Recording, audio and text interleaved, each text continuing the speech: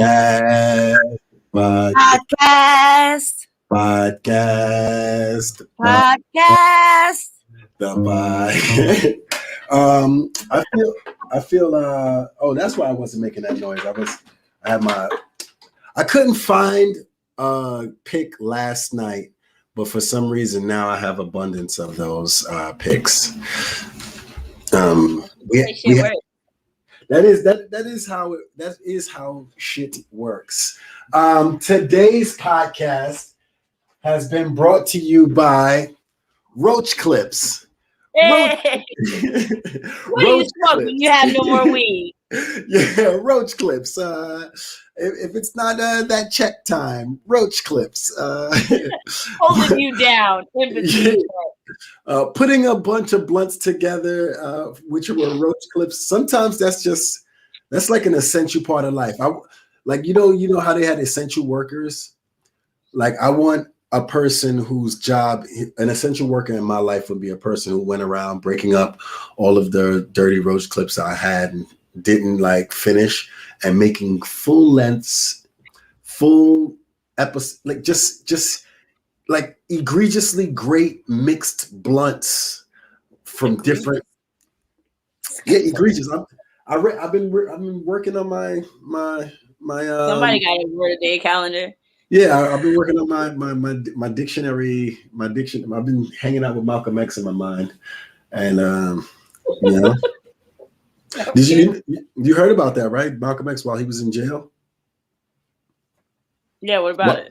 When he was in jail, he read the dictionary. That was his escape. That was how he wanted to better himself. You know, I feel like I've been doing that for COVID the last year. I've been like in this jail type situation, so I've been reading podcasts, watching podcasts, making podcasts. I feel like everybody said that's how I actually low-key punished my children. Yeah, is to make them copy the dictionary. I feel like there is nothing wrong with making them learn shit. And when they grow up, they're gonna have the banging vocabulary. Look at how I mean, just look at it like this. No one even knew what it was to be hoodwinked or bamboozled until Malcolm X brought that shit into the lexicon. And ever since then, every Black person knows exactly what hoodwink. They know when to drop hoodwinked and bamboo. It became actually a little bit like we've been too hoodwinked and bamboo. We have too much information on hoodwinked and bamboo. Yes. So we're here at the podcast, the most popular podcast in the Brooklyn area during this time period. That is about yes, and also it is apparently somebody on my block just started a podcast. Now I'm just making this up, but I just wanted to make it more specific because we are a Black-owned podcast. So if you are FUBU, if you're a supporter of Black things and think all things Black, make sure you support this podcast. You drop some money. Right. Send me some weed. We take all kinds of some of that stimmy money.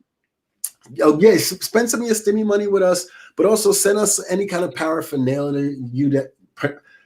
I said egregious, but I couldn't get out paraphernalia. That's what's terrible because I use a lot of paraphernalia. It's close to pedophilia, I think. Paraphernalia, pedophilia. It's a little. I guess. It's trying to be safe. You know what I mean? I get it. Yeah. Apparently, I was watching a Kevin Samuels interview. I don't know if you know who Kevin Samuels is. This new he's like this controversial Black man. He does a lot of chopping down, I feel like, in my own personal opinion, of Black women, but also he does a lot of work, I feel like, for Black men who haven't been able to express themselves for so many years. But either way, it doesn't matter what I feel like he does. He talked about certain words being flagged on YouTube. So when you say a certain word, YouTube will flag that and they'll be like, okay, we're not going to put your podcast to the forefront. So I'm sure because we say weed and a lot of other topics, they have put this in the back. But our loyal followers and fans and all of our future followers and fans will find the podcast one way or another. That's right. You can't keep a good podcast down. Mugu Guy Pan. I'm trying to wonder what are you like a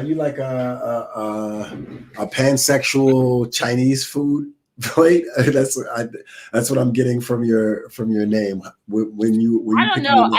I just like I was trying to think of something last minute, and I just think about how I have like this low key I won't say obsession, but I have developed a habit of eating Chinese food like 6 out of 7 times a week, like to the point where they know my phone number.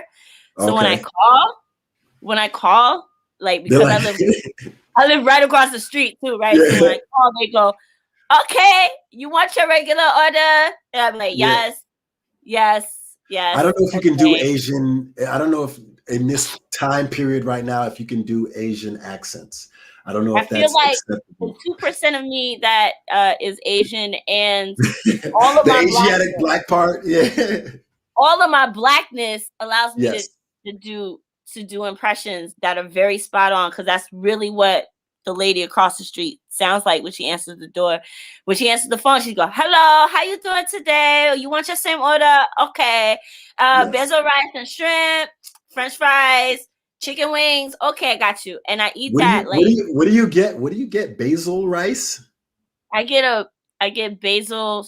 It's like a Thai basil rice. Wow, with shrimp.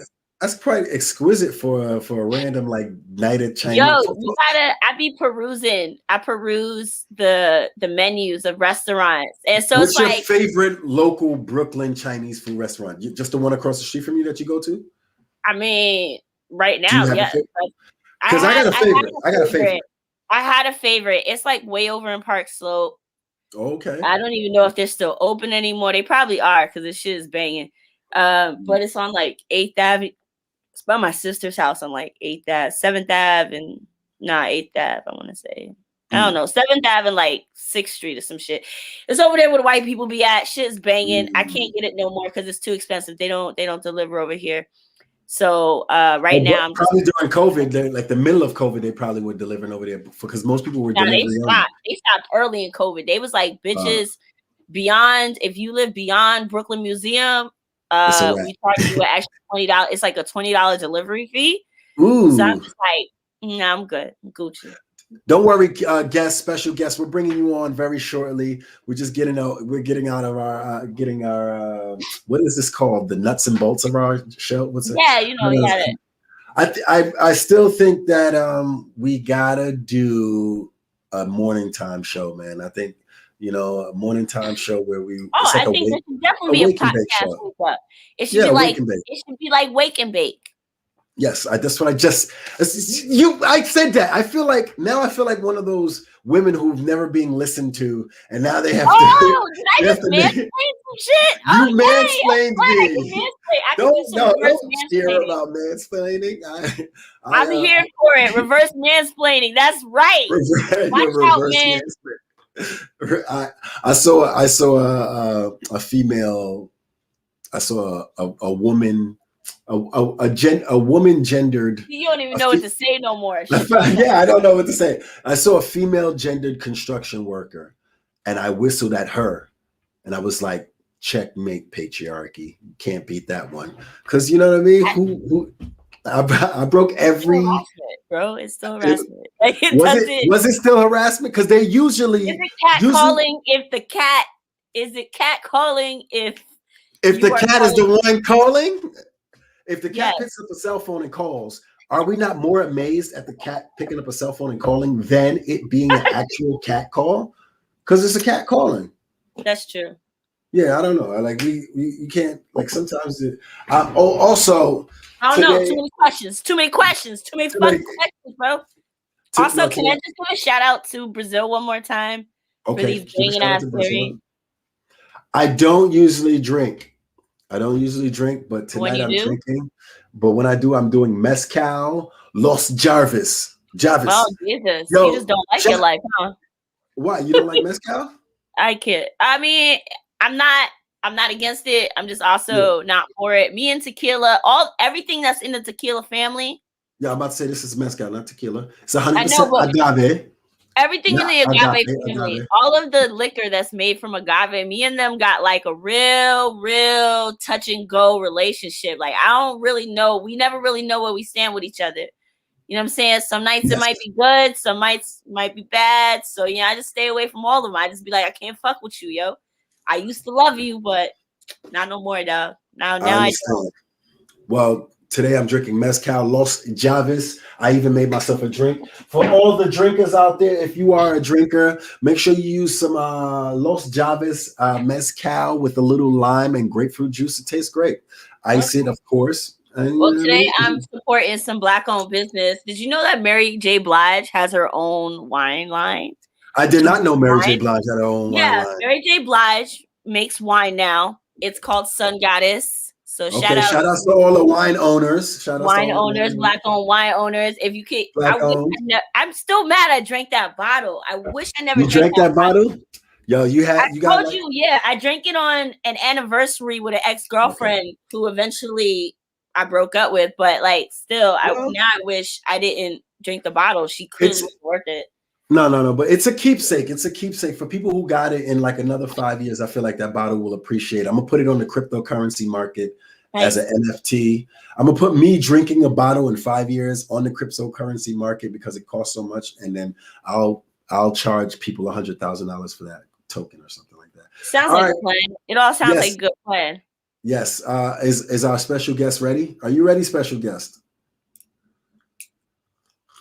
Only you can hear it. Is today's guest ready? Seems like it. I don't even know if I can. I can hear her, but I can't hear her right now. So I'm gonna add her to the stream. Come in. I see. This is what I always want to do. Coming to the stage as she walks up right now. Owner of one of the livest venues in Brooklyn, an art curator, as well as an all-around dope person. I wonder how this is gonna go. I'm gonna do a countdown and then bring you in. All right, countdown and then bring you.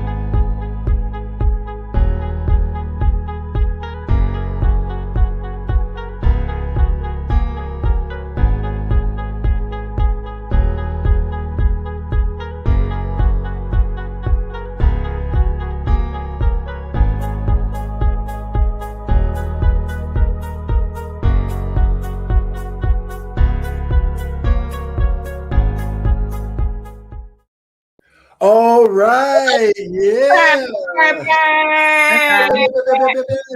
What's up? Hey, what's up? Hello. Is your name Unruly? It is tonight, friends. It is tonight. I wasn't really sure about that, but yeah, for now it is. Okay, cool beans. You could be Unruly. we have Hillary Megros of the Unruly Collective in Bushwick, Brooklyn, in the building. Give it up for Hillary. Hi, friends. We are the most popular podcast in the Brooklyn area. What are you smoking anything over there? I'm in Vermont, so I did have some local Vermont bud earlier, but not at the moment. Just before this, though. Okay, what's the local Vermont bud like? Is it like is it on a tree in your backyard? You just pull it down and then dry it by the fire, and then you just light it up. Awesome. But I really feel like ridiculousness. So when I went to Vermont, there was just an abundance of weed. Like we did a show at this random cabin, and the dude was like, "How much weed do you want?" Like, just a 10. And he just put on this big bag, and he's like, "Here, I just had some extra." I was like, "This." Yes. Thank you. It's very abundant, like very large and fluffy too, I find. Oh yeah. Mm. Okay. Do you know where you smoking a sativa? Was it a indica? I don't really know. I feel like Vermont stuff is just like all sort of, it's their own Vermont. That's what they're offering. There's not really a sativa indica. I never really even asked. Okay, that's from the trees. Yeah, that's what I'm gonna do the next time I go to a dispensary. They'll be like, "Oh, you want sativa indica?" I'm like, "I want the Vermont weed." Give me it's like Vermont. It sounds like Vermont is like the gender non-conformative weed. Yeah. Non-binary weed. It's non-binary weed. Yeah, I just replicate myself, bitches. Yeah, that's an ill way to be weed too. I'm trying to roll up while we're having this conversation. Hillary, could Have you you tell? even finished breaking down yet?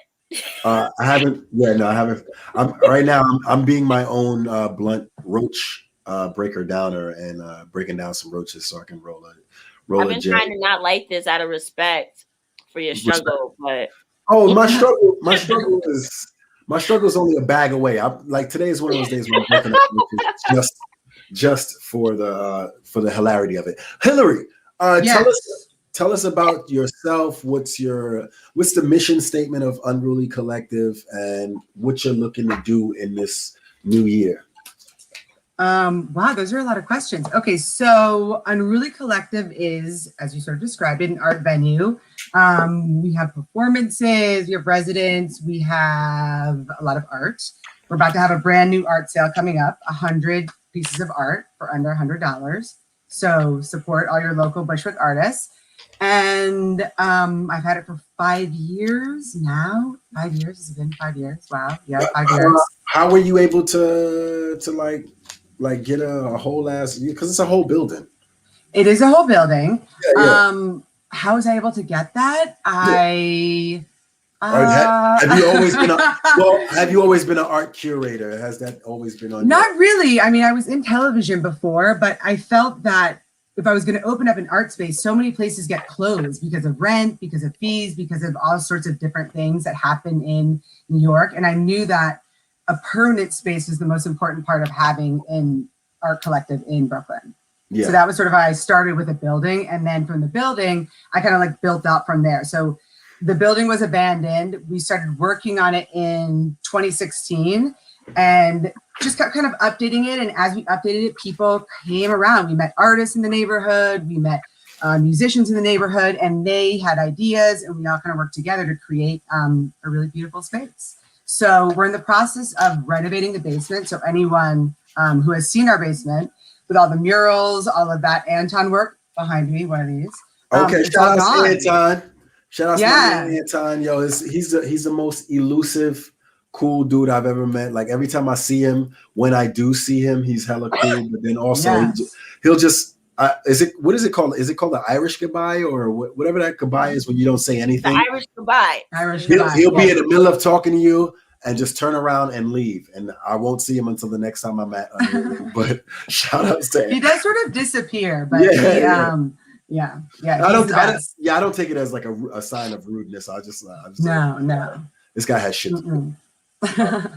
So is he your only artist in resident, or the only the one who had the artwork down there? That was because you had a flood basically down there, right? We did. We had a flood in October, so we had to completely renovate the space. Everything had to go, but it's great because it's a rebirth. The backyard still has Anton's work, and he is a resident in the house right now. So hopefully we'll work with him to do something even more magical. We also have Color Energy, Jessica Swindle, who's living with us. And we Color Energy.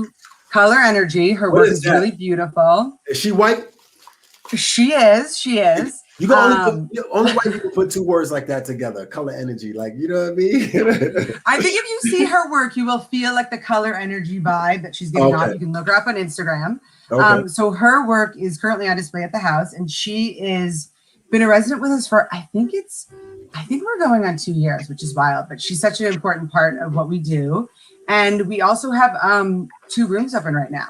So in April, we're looking for new residents. You can apply through our site, or just come hang out. What's your process of like getting a room there? Is it just like people with credit score get in there, or are you looking to have more artists in there? And like, what's it's all artists. We definitely want artists. We do have an application online, but it's usually word of mouth. I mean, most of the time it's an artist who knows another artist who needs something to stay at the house at some certain time. And it's always the right people at the right moment who come together to create something, and it just kind of flows. So sometimes we get people from Europe that's like through our website, and other times it's just somebody who knows somebody who needs a room. Always artists though, of some kind. Dope. What kind of events do you throw more of right now? What's happening? Because I do music and comedy, right? Of course, yeah. And at one point I was basically just doing comedy. I mean, just doing music. And then the comedy scene, I was doing it everywhere but really New York's underground scene. And at some point, comedy just popped up here in New York, like on an underground level. Yeah, I was throwing, because I always feel like I'm a pioneer, but whatever. I was throwing some of the like first underground comedy. Don't frown me up, Titty. You? I'm not. Titty Pettygrass. Joy, I live for you. Yes. Titty Pettygrass over there. That's the petty part of that last name. Yes. She got those from Brazil. They're so magic, right? girl, with that hair. I'm living for it. It's so I really. This is one of the things I'm gonna start importing. What is that made of? Like, what is the material? It's a lightweight wood. Oh, and then it's like sprayed gold. But yeah, I'll be selling these on my website in the summer, the night after the next round of Brazil trips. Awesome. Magic. I'd love some. Yeah, that'd be crazy. Anyway, sorry. No. You loved her earrings. Like this is what the podcast is for. This is what happens when you have two women talk over you. No, but stylish women too. Where he's been the only guy. The first one. Really? No, this is not. No, this is not. Yes, it is. Tiana, honey, I'm ashamed. Come on. No, when we talked with Tiana, the sex guru, where she you had somebody there. No. Wait, I'm plugging my computer in. I'm not leaving. Sorry. Okay. I didn't have anybody on while she was talking, did I? What about you had Nicole Moss? She was Nicole Moss. Yeah, and Nicole Moss and a transgendered woman was on the show. That's true. Maybe. Does that I don't know where your senses are. But these are the two most stylish women. I don't know why you put so much stock into the shit I say. Yeah. Well, anyway, when you two were talking, though, I did say, let me give space for these two women to talk, because I probably do talk a lot in general, not just on the show, even though the show is meant for me to talk some shit. So what's popped up more? Is it what's happening more in the underground scene? Is it music? Is it comedy? Which one are you enjoying? Comedy. More? I mean, a lot of comedy. Since COVID, I would say we did a lot of music and like variety shows. So most of our shows would have a little bit of everything. We'd have a comic act, we would have a dancer, we'd have someone playing the piano, we'd have a full band. So really a lot of different acts at one time, which I love, because I just think it's amazing to showcase different talents, like a wide range in one sitting. And it brings a lot of artists together, which is really beautiful. So anyway, but since COVID, and I don't know if it's because like instruments or like you're sharing, I don't really know, but comedy was the first thing to pop. We did your show in June, which was the first thing we did out of quarantine. That was a really fun show. Yeah. And, yeah, it was great. And we had Drinks by Dukes, which she'll be back also on the 20th. Best mixed drinks in the world. Specialty cocktails, girl. I mean, that one she had it at Christmas, that Grinch one with matcha. Oh, so good. Yeah. Okay. Anyway, I digress. Yes. What am I? Oh, comedy, right? Okay, so we had that show with Miss Dukes. It was awesome. And then after that, I don't know again really why this pop-up comedy that we did all summer. So we had a show with Stephen Campbell with U Street Comedy every Saturday. We worked with Courtney Reynolds on Smoke Break on Thursdays. We did a couple more Smokes and Jokes. So we really had regular shows. Darren Smith, Sick, Fat, Tight. He's been doing an amazing variety show for a long time. I definitely feel like I was a pioneer of the comedy scene. Especially with the weed-related comedy underground scene. Remember we did the 50 comedians on 3 stages with you? That was dope. I'd never done something like that. That was the first at the house. We used the whole place. I mean, and it worked so well. I mean, that was totally flawless. Oh, honey, you truly throw flawless shows at Unruly. I mean, everywhere. But all the ones we've done have been really magic. And the show that we did with you out of quarantine, remember we had Courtney Reynolds, I think, on Zoom. It was the first Zoom. That was the first Joy, you set that whole thing up with the mic and I zoomed anybody into a comedy show. And I thought that was actually, I think that's the future right there. The gold standard, the way it was done, I thought. Yeah, if that can be repeated on somehow where you're in a physical space, but at any time we need, we can live stream someone in. And it would be lovely, because I think Courtney was able to see us but not hear us, or hear us but not see us. It was and we could not see him though. Yeah, we could only hear him. Outside, we couldn't see him. If you were inside, you could see him. But at that time, yeah, it was the screen was set up inside, but the audio connected outside too, so you could hear everything that was happening outside. But it was like 1940s. Him, be inside. Oh, like an old radio show, you know, like sitting around in a living room listening to like a comedian on a radio. Like that was the vibe of that moment with Courtney in the backyard. Yeah, that's how Zoom. Yeah, I agree. I agree. That was such a fun night and really a great way to do it so that like people could still participate no matter where we were. Like, I think that's important moving forward, that like you make it accessible as possible. Absolutely. You know, and Courtney was so funny. He's so funny. Yeah. He had good material for sure. So what's coming up with Unruly? What's the plan? So right now we have your show booked on the 20th. That's the first thing we're doing. First day of spring. Say that again. I didn't Smokes and Jokes on March 20th. First day of spring. Do you remember any of the comedians that's on that show? Chanel Ali, who is, I mean, the funniest girl in the tri-state area, maybe like in the whole country. And she truly is. I mean, she's hilarious. She makes me cry. She's so fucking funny. She has this. I posted that up, and people got mad at me. I was like, Chanel Ali is the funniest woman in the tri-state area. And I mean, show me someone else who's funnier, and I will. You know, she's really mad at me about that. Yeah, I'm not mad about it at all. Yeah. But she has an album on. I think I have it on iTunes, but everywhere that's really funny. So I challenge everyone to listen to that. And the other ones are also really funny people as well. I just forget everybody's names because I have met a lot of people in 5 years, but I remember faces. So I know I've seen most of them. And everybody who performs at that place is so funny. Your shows are so funny. They're well hosted. It's really awesome people. Again, Drinks by Dukes will be there, which just makes everything dreamy. And obviously great weed. And we'll be hopefully revealing our new basement. So we have, as I said, we're redoing the basement. It's a fresh slate. We have a lot of art that we're showing, including your dad's art that we picked up in Harlem. Shout out to Eagle Eye Banks. So excited. It's really awesome work. I'm so happy that we are including it. So we're doing, as I mentioned, over 100 pieces now of artwork for sale for under $100 for a limited time. So these are artists like Eagle Eye, Anton. Joy, I would love to have you be part of the next round that we do. Your art is dope. Yes, Color Energy, Mamoon, Ashley Van Gemeren. I'm forgetting people. Sam J. Art. I follow Sam J. Art. Sam J. Art is amazing. He actually did that graffiti. That's it. Like when you first get to Unruly with this, you know, Lady Liberty. Unruly in the street sign. He did that one. He's great. So so many artists. There's a Sam J comedian that's pretty Joseph, popular. that's what I'm missing as well, whose work I have here. Okay. Everybody knows Joseph, household favorite. Joseph Rivera Ramos. His work will also be on sale. These are trays, not these two. These were actually gifts to my parents. His work is so beautiful. Oh, beautiful. Right?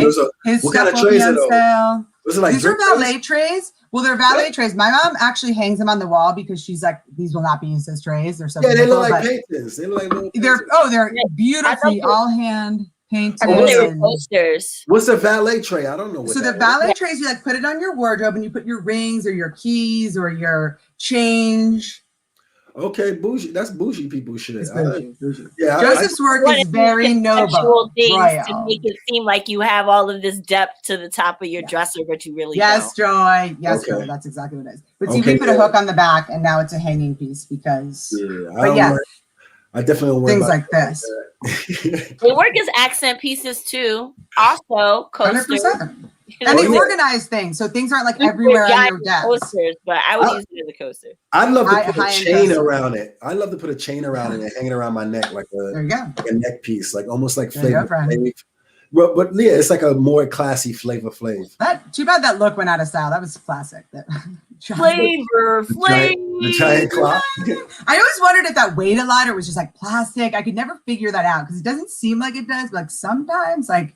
I feel like it was just like a regular, like one of those clocks on the wall that you can, like, you know, when you. But that's gonna still be heavy, like to be running with batteries and stuff and something like that big. Like that's got to be at least 20 pounds on his neck. I want to look back in time because I don't know if if the time ever changed on his clock and wasn't running. Like, was Flavor Flav? That's a very good point. Actually moving. I don't remember seeing it. Wasn't it like a stopwatch one? Those ones that you could start and stop it? Did work. Wait, some of his clocks did actually work.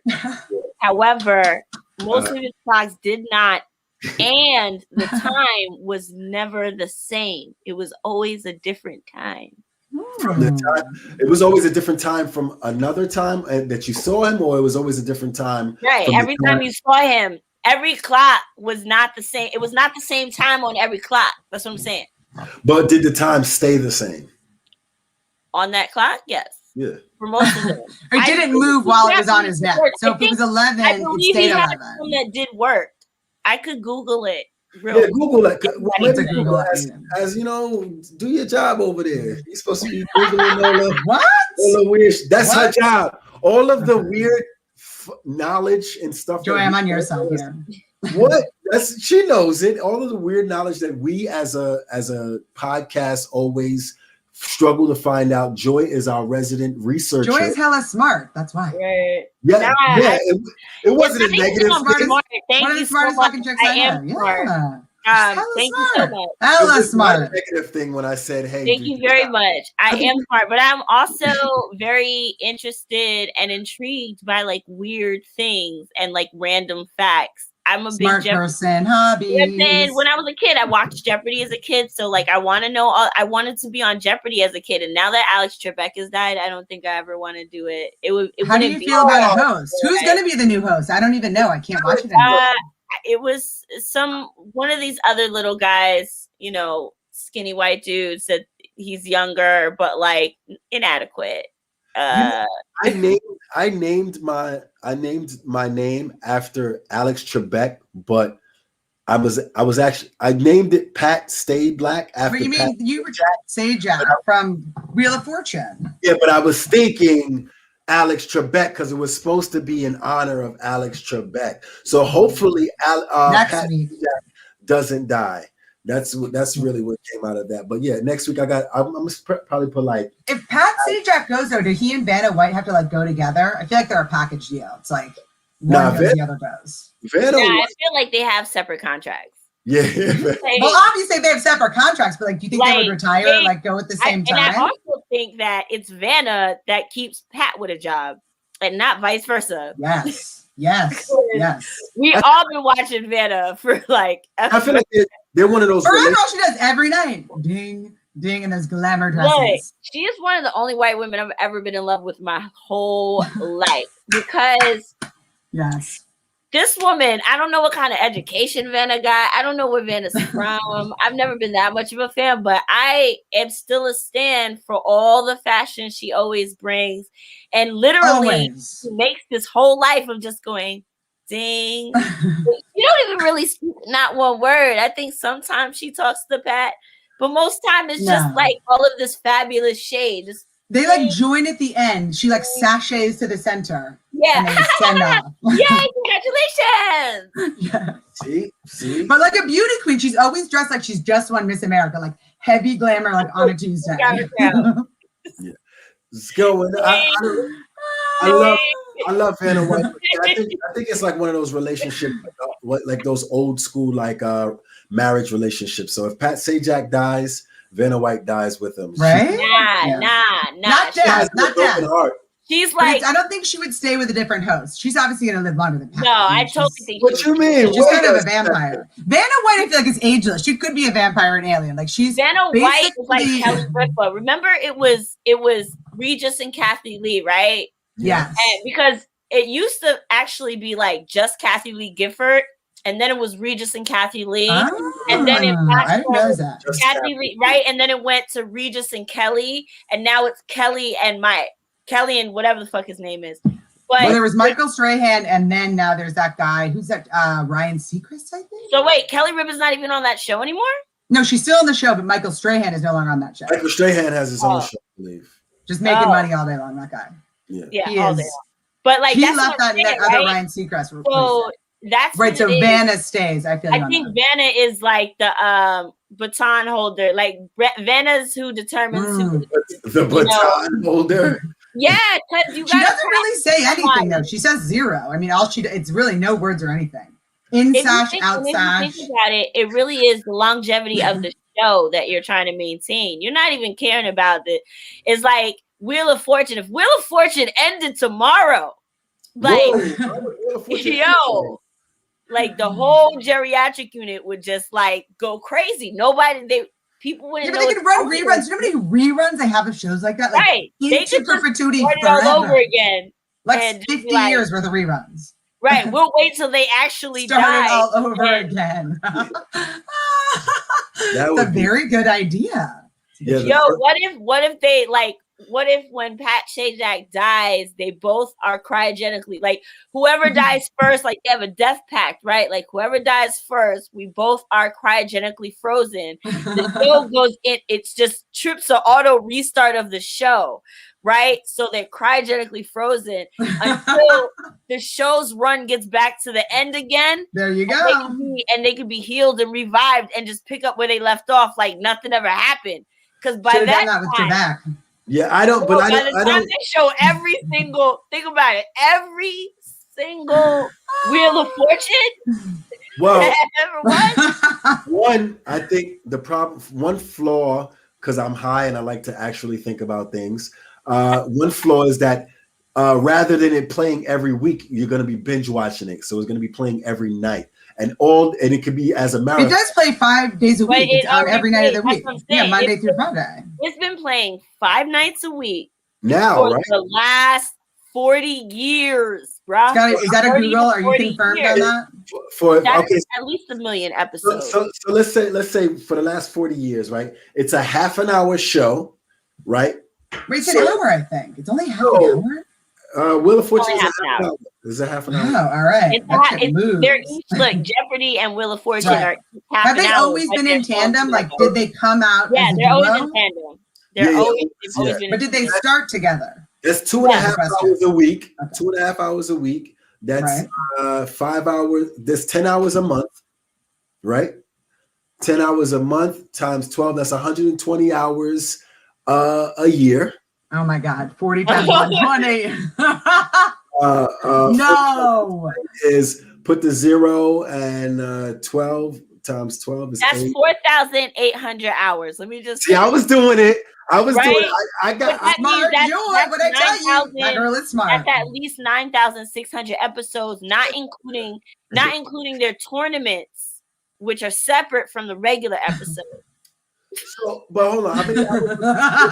4,000 hours. So how many years does that come out to? Like, how long would it take us to get up to 4,000 hours? 10,000. 40 years. Wait, it would take 40 years, you guys. We have 40 years of shows. It would take 40 years to watch them. I'm just saying. Right? Are we all that stoned? Because you're gonna be 40 and 40. Because you're gonna be playing it in succession rather than watching. Oh, you mean if you just binge? You just sat straight and watched all of it. Oh, all right, put it like this. For days. It took me almost a month. I think it's like this. It took me almost a month to watch every Simpsons ever made. How many episodes are there of that? Like, there's 30 Simpsons. Hold on, let me tell you right now. It's like 10 years of The Simpsons.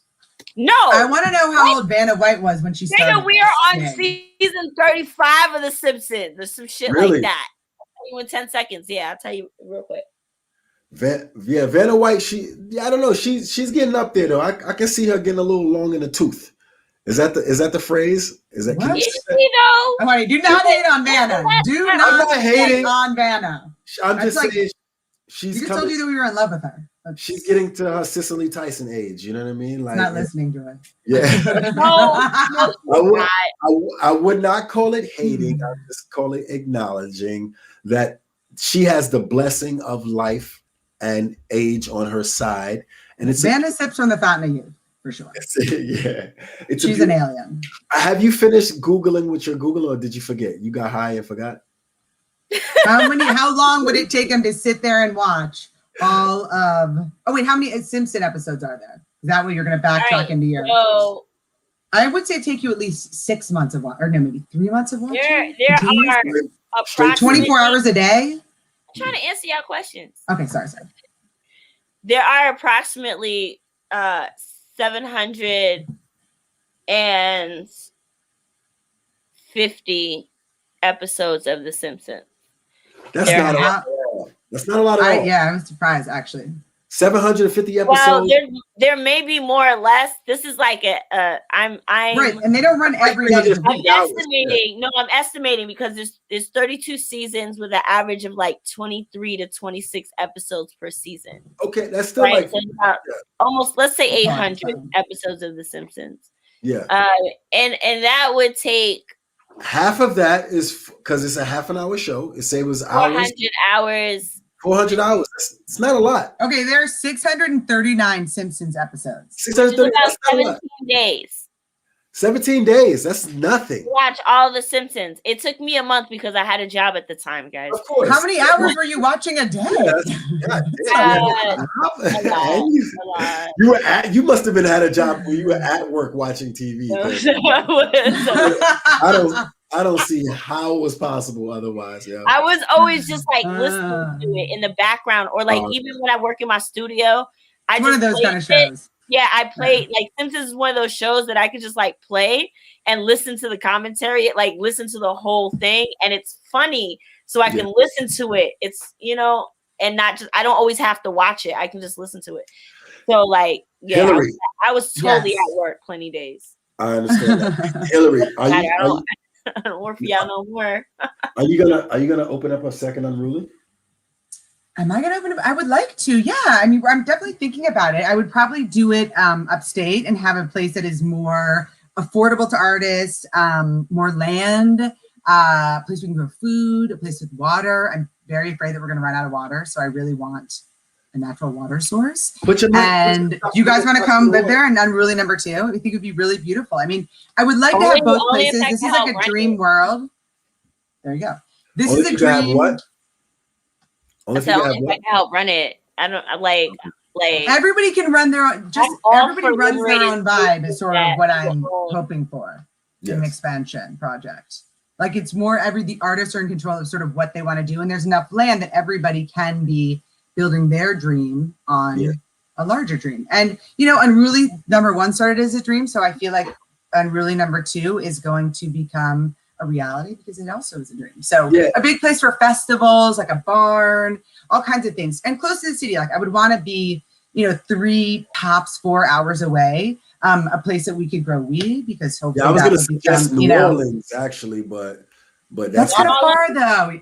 I'm just not going to be able to. That's here's the thing about New Orleans: that land is not like really favorable to growing weed. Not at all. And it's also I feel like that's like the environment is kind of unruly in a way. It's like the environment is way too humid. Way too humid. You have to like build a whole facility and shit to like regulate the environmental factors of that, so that you're like your plants could actually thrive there, or like cross-pollinate them, like crossbreed them with some species of plant that is already indigenous to the bayou. Swamp weed? Smart joy. Swamp weed. Oh, maybe.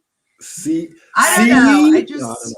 It would be hard to be in an environment, I think. Like to be in an environment and start a business that I don't know. Like I grew up in this part of the country. Like I know upstate New York. Like I don't know. New York felt easy for me just because I know it. I know the weather. I know people close enough. Like I don't know.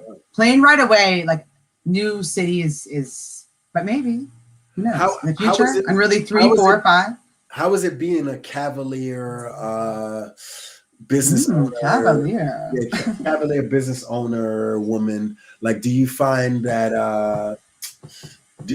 What's the dating scene like for what is it like? Is it cool? Is it crazy? I don't really date anyone that I know through Unruly just because I try to keep those things separate. I don't want to answer this question. This has like nothing to do with no, it has nothing. You do not have to answer any question that you never have to answer any question ever in life. We are going to pass on my romantic life environment here at Smokes and Jokes. I love. That's what I'll say on that topic. I love to love. So yeah. Yeah. No, because I found it interesting. I was reading an article.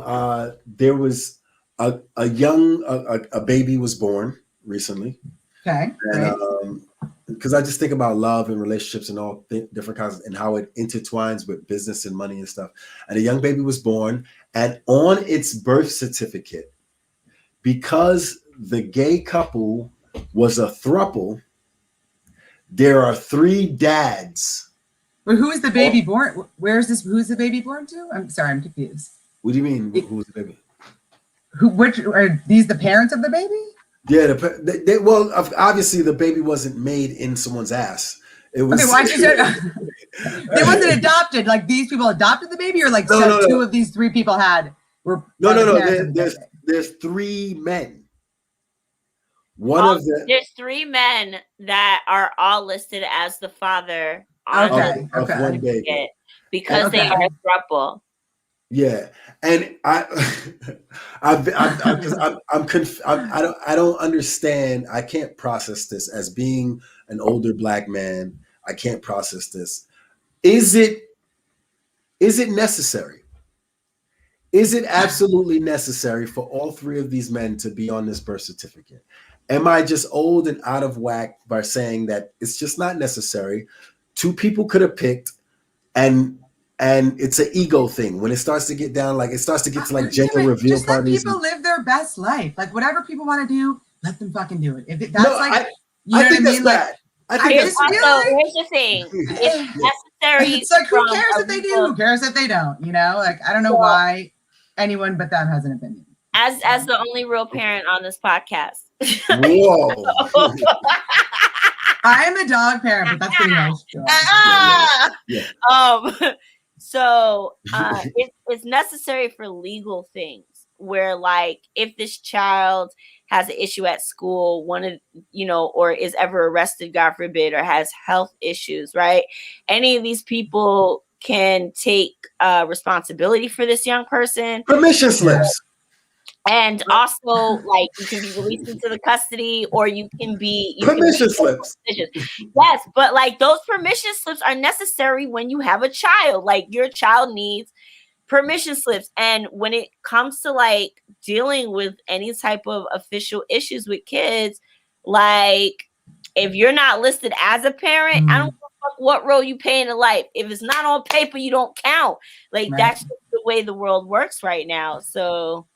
And that's what so were they all on it? I want to hear that, or are they all not on it?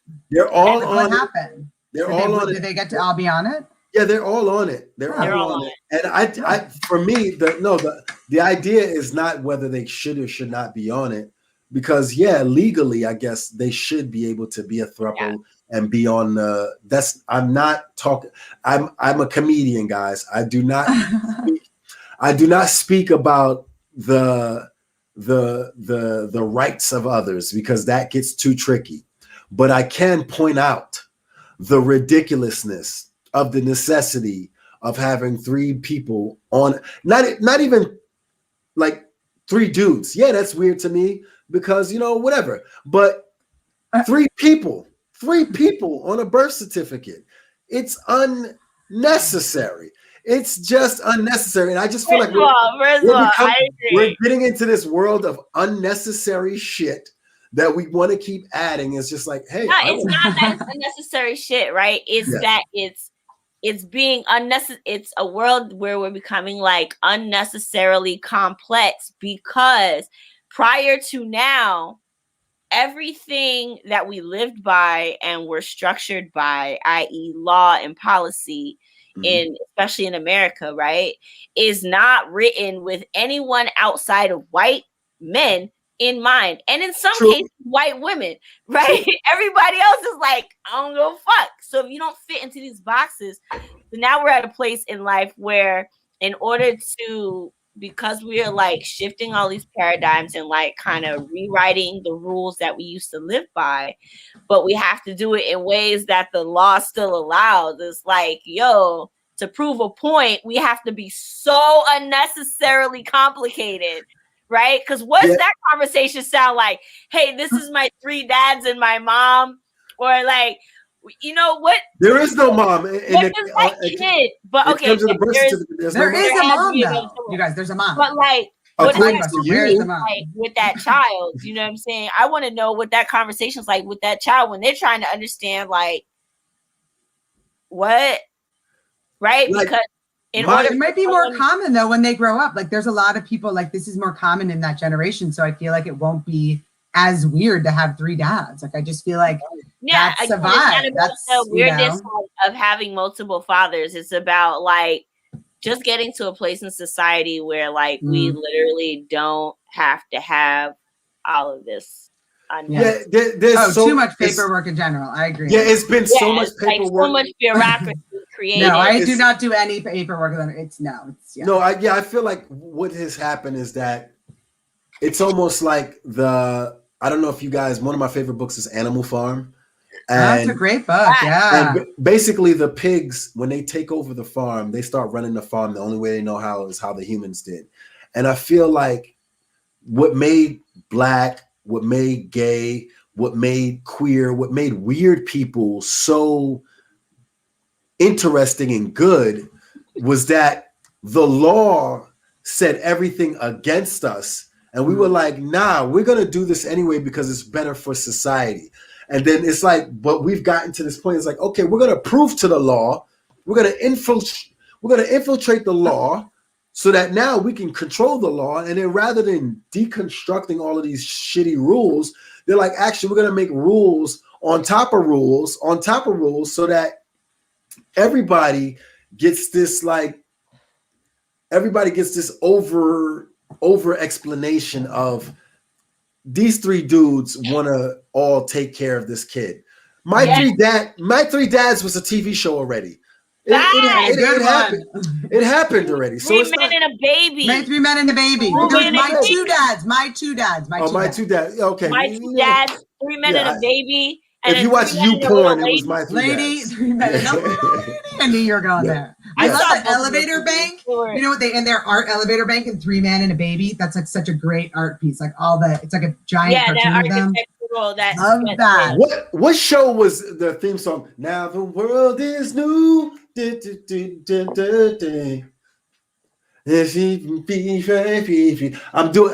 giving y'all that homework. I'm giving y'all that homework. Hum the melody. I just did. Now the world is new. No, you're trying to guess the words. You're not humming the melody. So it'd be like dun dun dun dun dun. Well, you got the melody from the words. I think you're like singing some like a Donna Summer song. Actually, it was Different Strokes again, guys. It was Different Strokes. Strokes again. Was it? Yes, it was. Oh, so you know the words, you just don't know the melody of that. I knew both of them. I can hum it into Google. If I hummed it into Google, it would guess. No. Watch. Hold on. I'm gonna show you. Hold on. Let's see. Now the world is new. Here is some information about No Doughboys. Okay, now never mind. That's not what you say. That's not what you say. That's why you do that? No, I'm always. Thing? Yeah, you can sing into Google. You left that part out. You almost there. But you had left that part out the first time you did it. You didn't go dun dun dun dun dun dun. You just said dun dun dun dun dun dun. That's my fault. You didn't say dun dun dun dun dun. Anyway, I said Different Strokes. Different Strokes. My phone is cracked, but when you press the Google thing, it asks you if you want to search a song, and you can hum the word. You can play the song or hum it. So they basically got into the space of Shazam. All tech companies are arguing with each other right now. We're coming to the end of our podcast. It's been about 54 minutes of greatness. We've been with the great Titty Pettygrass, also known as Joy Sanchez, where I always read your Instagram name wrong. I always say where art thou, Joy? But it's where your joy. Where your joy at Instagram. I don't know. I'm actually dyslexic. Many people don't know that I was diagnosed with dyslexia when I was a kid. So I have to do mad things to combat my own dyslexia. So I don't know if I read that because of my dyslexia or just my plain idiocy. So but no. It's all right. It's fine. It's meant to be read so many ways. Yes. Like where your joy or where your joy. See, capitalize it. Yes. You know what I mean? I'm the only one that we aren't thou joy. We're thou joy. Yeah. So to the good folks watching, please become a patron. All it takes is a Subway swipe, $2.75 a month. And you can help me get to where I'm going. That's all I need. That's a good pitch, a Subway swipe. Yes. But the lowest tier for like me is $2.75 is a Subway token. And you know what I mean? A swipe helps me get where I'm going. That's all I want. That's all I want. Remember tokens when you used to like steal, like put the string in a token?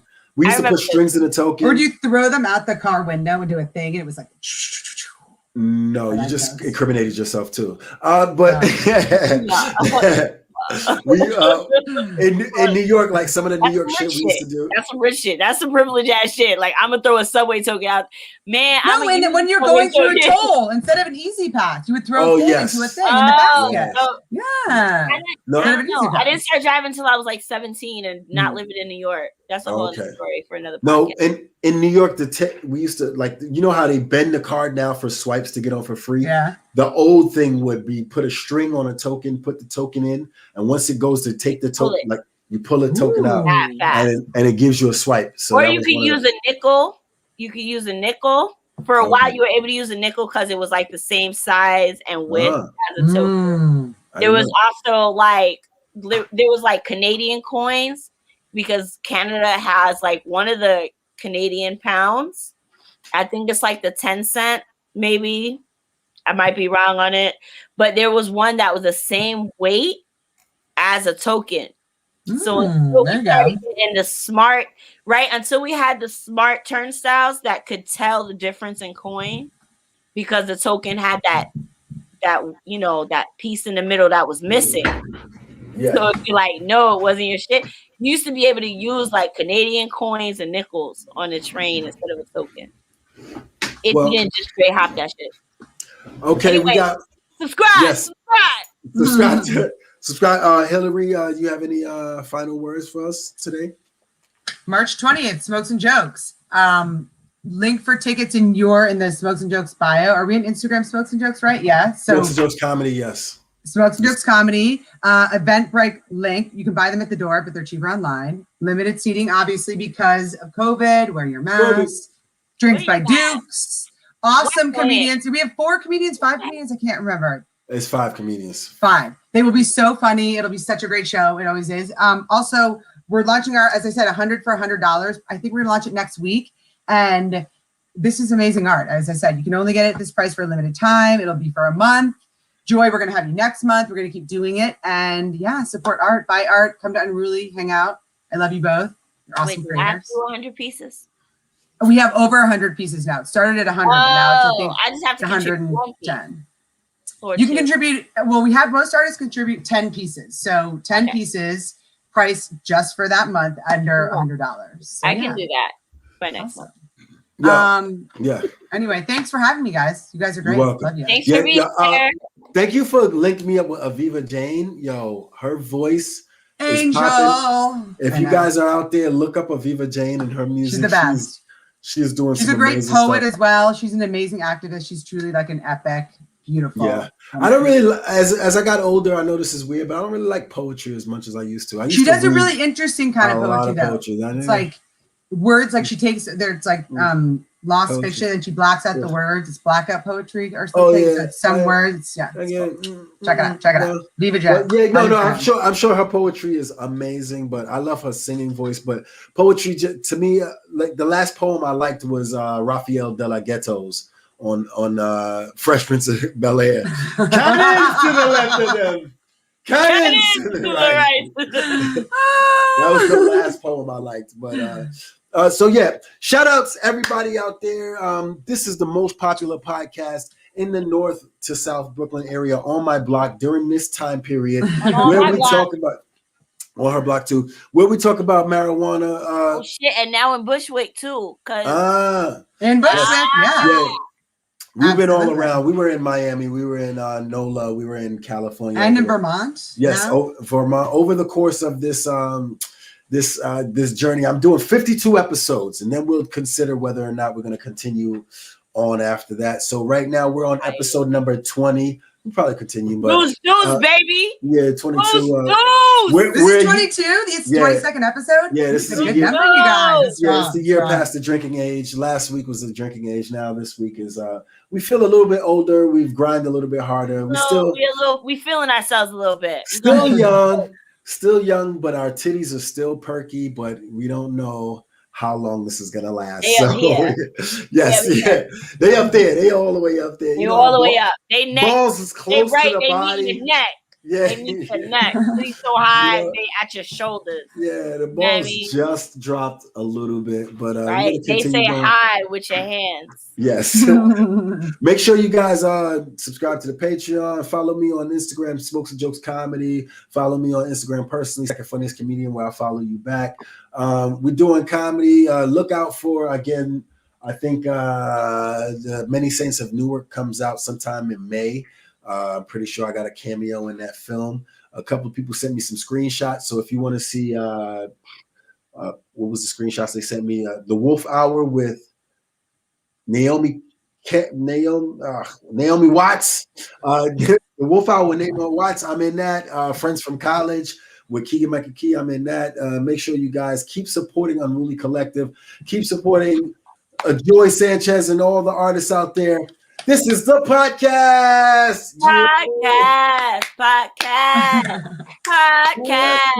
Theme song. Podcast. Theme song. 22.